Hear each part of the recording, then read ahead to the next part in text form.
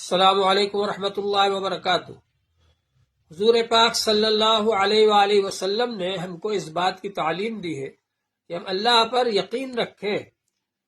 کبھی ایسا ہوتا ہے کہ حالات بالکل مخالف ہوتے ہیں اور ان حالات کے اندر ایسا نظر آتا ہے کہ ہم ہلاک ہو جائیں گے، تباہ ہو جائیں گے، برباد ہو جائیں گے۔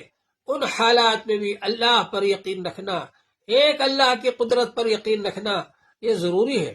جب آدمی اللہ پر یقین رکھتا ہے، بھروسہ رکھتا ہے، تو پھر اللہ تعالی کی مدد آتی ہے اور اللہ تبارک و تعالی راستے کھول دیتے ہیں۔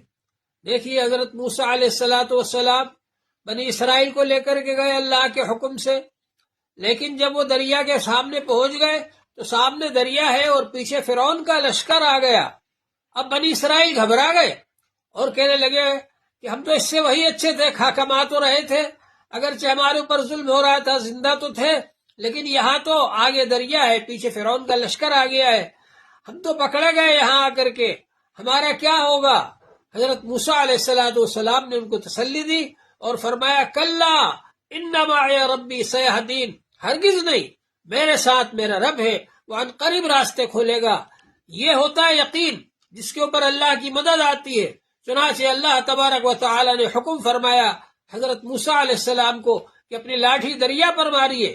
جب دریا پر لاٹھی ماری تو اس میں 12 راستے بن گئے، 12 سڑکیں بن گئی اور اس پر سے وہ سب گزر گئے۔ تو اسی طرح سے مخالف حالات میں بھی جب اللہ پر یقین ہوگا تو اللہ تعالی کی مدد آئے گی۔ اللہ جل شانہ ہم سب کو اس پر عمل کرنے کی توفیق عطا فرمائے۔ وآخر دعوانا الحمد للہ رب العالمین۔